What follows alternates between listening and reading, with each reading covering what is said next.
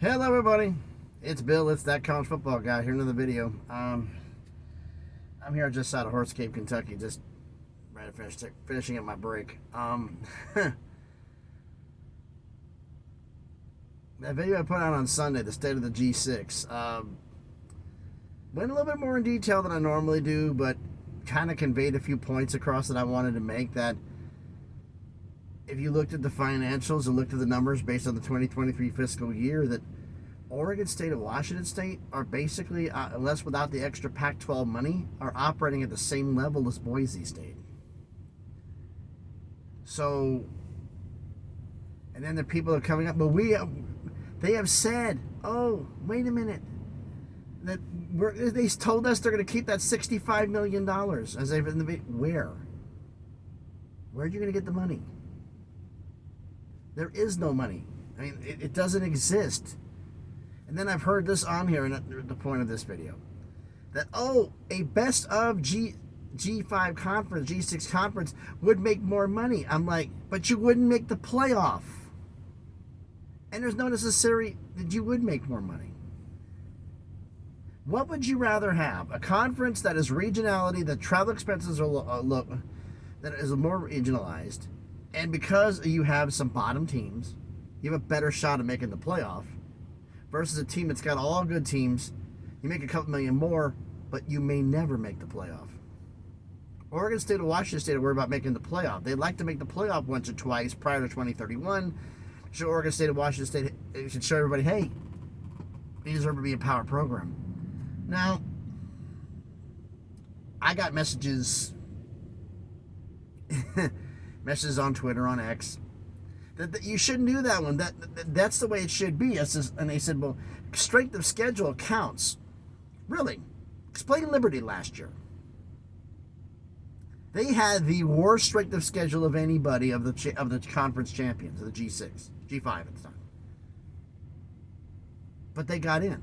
Why? Because they were 13-0. The one thing, if you look back over the last 10 years for the G conference schools, if one of them made it to a New Year's Six game, their committee basically treats everybody in the G school conferences the same. Everybody is even. Did you go 13-0? Did you go 12-1? That's all the hell they care about. Can you win? They said, well, that may be for the G, but the upper schools it means more. Really? It does? Then tell me then how come in the 14 playoff era, no two-loss team ever made the playoff? Well, winning matters. Those schools that are in there are in conference at the bottom are in there for a reason. I say, well, Northwestern and Rutgers shouldn't be there. Northwestern is in there for academics and for the Chicago market. Rutgers is not there because they're sterling academics. They're in there for their access to the New Jersey and New York markets. They've been done for a reason. They produce athletically, not at the level you'd like. And again, this conversation is turning up. Sources indicate the Big Ten is going to be cutting school. The only school in the Big Ten is in danger of being cut is Nebraska. That's because they're still not AAU. And the whole reason it's been cranked up is because Michigan State, who wasn't AAU for a long time, they became AAU. And I hear everybody saying, oh, this is what it is. No, you don't understand. It doesn't matter anymore. Every bit of this conversation is from outside the Big Ten, from outside the SEC. Inside, nobody's going anywhere. SEC is not cutting anybody. But other people from other schools want those schools to be cut. Want Vanderbilt gone. Want maybe Mississippi State gone. Arkansas gone. South Carolina gone. The bottom four schools in the SEC. And the bottom four in the Big Ten being probably Northwestern, Rutgers, Indiana, Purdue. Four there. So that way my school has a place to go. They're not going anywhere. Nebraska's the only one in danger right now.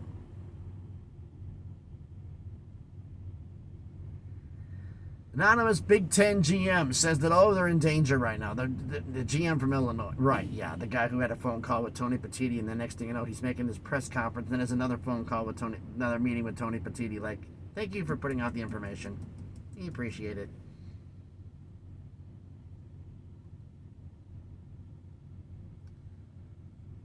all the talk of them cutting schools isn't going to happen.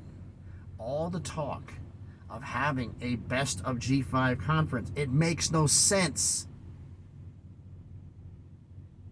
I went through the money with you. Okay, well, the Pac-12 network is going to generate money. Okay, how much? The way I did it, and I did less. I cut Oregon State and Washington State breaks here and there. $5 million here, $4 million there. Okay, the Pac-12 network is not going to make $80 million in profit because it's only 2 schools. You may make $30 million. You might break even. Okay, that gives you $40 million. I said this in that video on Sunday, so I'm going to say this now. 4 schools leave. You're talking the whole thing over here about this whole thing is a best. It was a 12-team thing. You took 6 schools from the Mountain West and 4 schools from the American.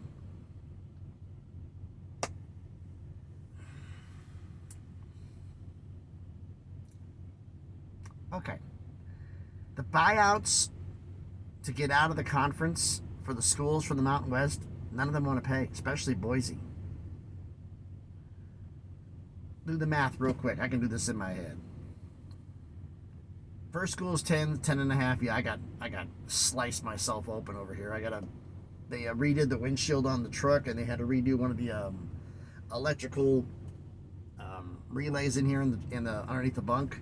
I had to go underneath the bunk to get something. They didn't put the plastic cap or the rubber cap over the one part on the inside, so I put my finger over it.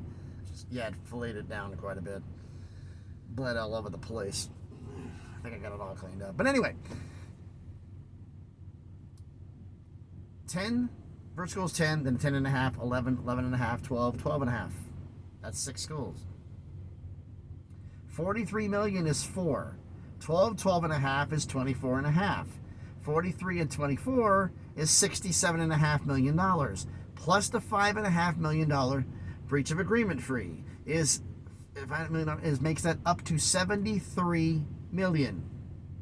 73 for that. Now, the buyout, if given proper notice, is 3 times the media deal, $4 million per. 5 schools are going to get $4 million per. So that's $12 million times 5, $60 million. Boise State is going to be $5.8 million times 3, $17.4. Now, I'm assuming it's going to be over years. You're not going to do a lump sum payment because there's a track record for this.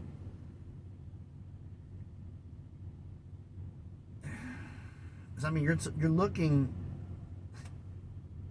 at a ridiculous amount of money here, almost $150 million in fees for a G conference. Florida State and Clemson wouldn't pay that for the ACC. You're going to do this for a G conference and screw over everything? I mean, now, the fees for the Mountain West schools. I said the AAC, I didn't mention this in the video. The Cincinnati, Houston, and UCF, I do not know who negotiated their buyout deal, but whoever it was should have gotten a signing bonus, a raise, because it is the most brilliant thing I've seen. They haven't even started paying their buyout for the AAC yet. They got it negotiated. From 2025 to 2036. 12 years to pay $18 million, $1.5 million a year, which on a Big 12 deal means nothing. Now you're going to go from the Mountain West to the Pac-12, from $4 million to, let's just say, 15.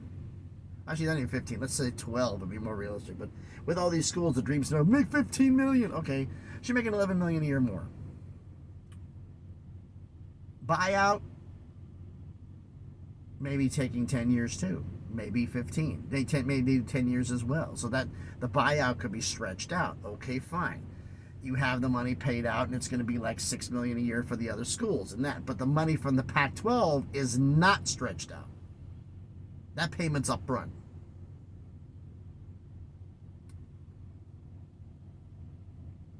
Again, 10, 10 and a half, 11, 11 and a half, 12, 12 and a half. It was 43 million for 4 schools. 2 more schools is 24 and a half. 67 million, 67 and a half million, myself, plus the 5 and a half breach of agreement fee. 73 million bucks. $73 million for 6 G5 schools. Where, oh where, are you going to get enough money to make that back? And the fact is, if the Big 12 loses schools, or the ACC decides at some condition in the point, because we don't know what's going to happen between now and 20. This could all happen in 2037.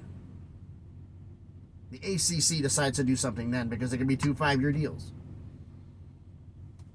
We don't know. I know the Pac-12, Mountain West, either one of them, is not doing a deal more than 5 years. They know that's the way to build up, because they did that and they've made more money doing it. The Pac-12 seen that, saw long-term deals offer short-term. You think you're short-term stable, but long-term you could be screwed, especially if you want to leave for another conference. So a 5-year deal, if Oregon State or Washington State are looking to leave to go to the Big 12 or somewhere else, 5 years is better, because if they have to pay for a penalty, it's a lot smaller amount. So that being said, they said, oh, there doesn't matter in the penalty fees. Like, yeah, it does, because those fees exist till 2027. August 1st, 2027 for the Mountain West fees. So you can do the 2-year agreement. The Mountain West deal comes up. You want to poach them with no fees for the conference leaving. But that agreement for all those fees still applies. Everybody from the Mountain West signed it, and Oregon State and Washington State signed it. So regardless of the Myriad deal was expired or not, those fees still count. Now, the 4 members of the American, you want to grab 4 members of the American. Like, if they can negotiate and use that as a precedent, they could pay $1.5 million a year for 4 years. Now, you do that, okay, for 10 years, $1.5 million for 10 years, and have a little bit of a break to do it. But counting the fact of the House lawsuit, which I have not honestly figured out how much each FBS school is going to be paying. The G schools are paying for the level of the lawsuit. I'm assuming it's about $500,000. So you're talking between the lawsuit and that is $2 million. You're talking about revenue sharing if you want to do that, which cuts into your funding even further.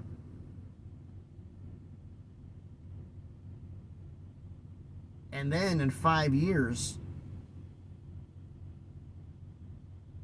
Oregon State and Washington State could bail. What do you have? A lot of work for nothing. I've said this before, all the talk in there, we're using the $65 million to venture and expand all invention possibilities for that. I think it literally was behind the scenes. The Pac-12 commissioner, I forgot her name, and I apologize for that, was like, there, kids. Don't worry. We'll do something good for you. You just be patient. You sit in the corner, have a cookie, you'll be good. Biding time. That's all it is. It's biding time. I don't see, this doesn't make any sense. Like, and the problem is for them, the Big 12 and the ACC, they said, oh, they're going to do this in 1 year. Some people burn the conference. Do this in a year and go. No. Do both years. You signed a 2-year agreement with the West Coast Conference anyway. Do 2 years of the scheduling agreement. Absolutely sure, okay. That means the fact is, and they're making the agreement, is the fact is they're going to have as much of a diversified group as they can, which means this. Washington State or Oregon State is going to be traveling to Hawaii. I have a full feeling that Washington State or Oregon State is traveling to Hawaii next year. One of the 2 of them is going to be doing it. And told, well, is the Hawaii and Manoa rule, which is one of the reasons why Hawaii's even there. And the Hawaii and Manoa rule is for the University of Hawaii itself and for any football school that travels to Manoa, to Hawaii, to travel to fight the Rainbow Warriors, you are allowed to schedule a 13th game at home to make up travel costs. And as long as provided you don't schedule an FCS opponent, you can schedule one there, or you cannot get a G5 school as long as you book it further enough in advance. This conference schedules, you can work out the fact is, hey, you'll be playing at Hawaii next year. They can let you know what year, because the Mountain West was doing that for the longest time. They would tell you, okay, you're in Western Division because lived in Vegas. UNLV knew every other year they're playing Hawaii on the road. They knew when they were playing them.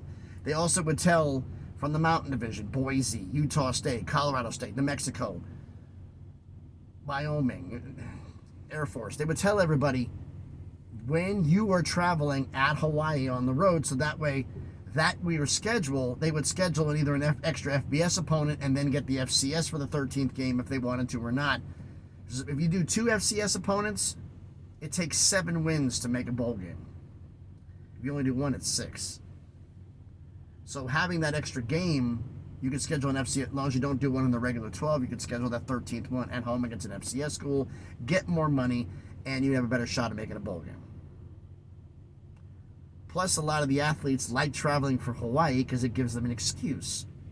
So it's the travel, it's going to Hawaii, it's having the environment, it's the extra game for the university. There's also academic advantages of Hawaii, so that's in there too. That's one of the reasons why Hawaii's in the Mountain West in the first place. The one thing that everybody didn't understand here is that every school that is in the Mountain West is there for a reason. San Jose State's part of the San Jose, San Francisco, Oakland television market. They have value, can be good at basketball, have been good at football in the past. Hawaii, I just mentioned them. San Diego State, do I even need to go into it? Football, basketball, and media market. Fresno State, basketball has been good. They've been to the tournament in the last been to the tournament in the last 10 NCAA tournaments. Their football program, Mikey Keen's been doing phenomenal stuff this year. Fresno TV market. Nevada, Reno, good mid-sized TV market. Football has been down. It's been great in the past, but it's been down. But they're a top 25 basketball program. UNLV. Football's getting better. Basketball is not what it was the glory days of Larry Johnson. I'm getting into one little side story here. I was going to do on my thing here. I don't know who watches All the Smokes podcast with Matt Barnes and with Steven Jackson, but when they had Sean Kemp on last week, confirming a rumor I had heard that basically Sean Kemp was given an option and he knew what to do, so he talked to Magic Johnson and said, Magic, what should I do here? Magic told him, because Sean was always practicing and playing at UCLA, getting ready for things. You're ready for the league, you can go. If Magic had told him he wasn't going, he was going to follow Larry Johnson to UNLV in 90. Which means that 91 Duke team at Grant Hill, you would have faced Greg Anthony at the point, Anderson Hunt at the shooting guard, Stacey Augmon at the small forward, Larry Johnson at the power forward, and Sean Kemp at the center. Steven Jackson said, man, that ain't fair. Yeah, and as someone commented, and I agree with them, those rims in Vegas better be happy that never happened. But Vegas, basketball can be back. Football is emerging again. As I said before, I've said this a while back, if there was a school that is in the G5 that has the potential to explode in value because of NIL, it's Vegas, it's UNLV, because if you can get the UFC and the other companies, possibly the casinos through back channels and everybody else involved in this through donations to the university. That is the one question that's never been answered by me. And maybe somebody else who's smarter than me, those of you out there who think you are, but I'm talking, maybe Scotty's heard this, Scotty the Baylor King. There's a lot of people who've heard this on here. JY and Steve from the Big Mountain Podcast. Can donations to the university, which would be considered NIL equivalent, since we're doing revenue sharing, be used for revenue sharing? Can donations to a university be used for revenue sharing, or is it strictly from the budget?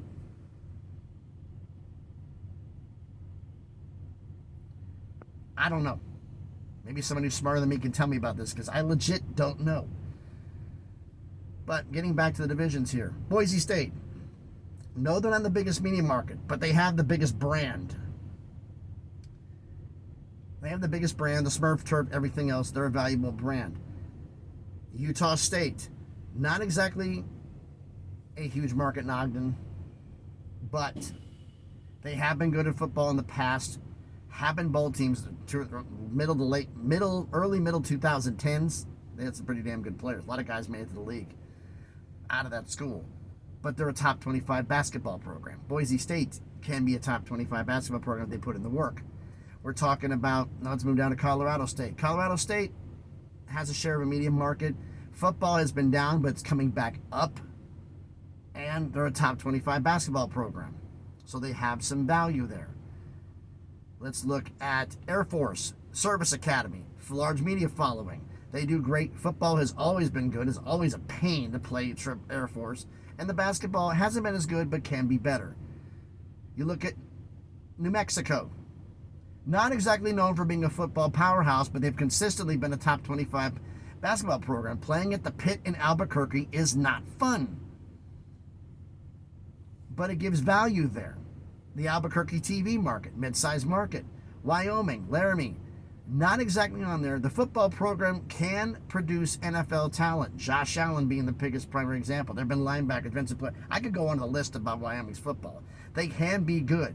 Basketball has been to the tournament in the last 5 years. The tournament shares that they're in Mountain West enjoying now, Wyoming contributed to them. Notice something here? Everybody has something to contribute. They're not just there. Everybody has a reason to be there. Everybody contributes. Wyoming has the Minot rule, which contributes to football and contributes to revenue. Plus, some people treat it as a vacation. Everybody else, large media market, good-sized media market. In San Jose State's case, a large media market, is there a share of it? I mean, how the fact that San Jose State some years has outdrawn Stanford and Cal? I pulled it was 1 year. It was only 1 year. But still, how? But they did. Even though the alumni base is nowhere near as big. But Stanford and Cal. So you look at, everybody has something to contribute. Media market, as a large media market with the following. Some have a large media market with the following. Some have a large following. Some have some are good at football. Some are good at basketball. Everybody has something to contribute. Taking 4 to 6 schools. Rumor being, we've heard Boise State, Colorado State, San Diego State, Fresno State. All the 4 state schools. Taking the 4 states schools. Okay. Nevada, New Mexico, Wyoming, Utah State. 4 NCAA tournament teams you're leaving behind.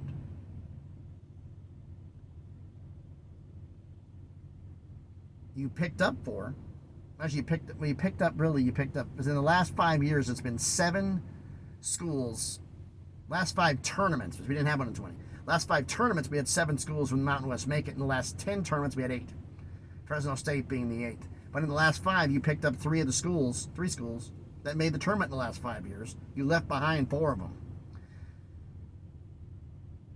Basketball value is going to stay there. Is the additional going across country worth the money? If you're looking at paying $60 million, and I said it in the other video, you're going to pay $40 or $60 million. Let's say those 6 schools add, Mountain West deals $4 million a year. If I thought those 4 schools at the average may make 3, let's say the 6 schools average $4 million a year. $4 million a year makes 60. That's 15 years. 16, actually not even that. Because we're talking 43, but the video is $70 million. $4 million a shot, 17 years, 18 years. Do you still think that Oregon State and Washington State are going to be in this Pac-12 in 18 years? No. It makes no sense. The money you're going to lose, you won't get back.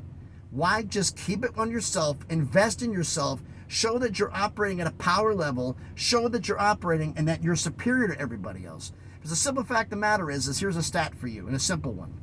What looks better on a resume when you're looking at teams looking at bowl game? You faced a conference pro who is somewhat good in the G5, but you're not a top 25 program because none of them really are. Let's be real here. There's only a few that can make a top 25 piece. Top 25 program, you had a close break, you're one of the better ones in the conference, and you won by 10, which the tournament's not going to, which the committee's not going to care about. Or you face somebody in your conference, you beat them 66 to 10. The blowout is going to mean more. It's style points. That matters. This conference of makes no sense. But I've talked long enough. Let me know what you think about all this in the comments. So thanks everybody for watching. If you haven't done already, do me the favor, smash the like button, hit the thumbs up. It helps with the algorithm, helps the video be seen by more people. Comment on the video. I just think this best of G conference is stupid. But you let me know what you think in the comments. If I'm wrong, tell me why I'm wrong in the comments. Tell me why you think money-wise. Because making up almost $70 million, knowing the fact Oregon State and Washington State won't be there, for them makes 0 sense. You're throwing good money after bad. Don't do it. But anyway, you let me know in the comments. Share the video if you want to. And if you haven't done it already, check out some of the other videos I've done. And if you like them, hey, subscribe to the channel. Just past 600 all the way to 700, trying to make some magic things happen here on the way to 1,000. So thanks everybody for watching. I got to get going because I got to hit back north to Michigan. I thought I was heading to Texas. They had other plans. So thanks everybody for watching. Be safe out there. Stay cool because, man, it's hot. And please, be good to each other.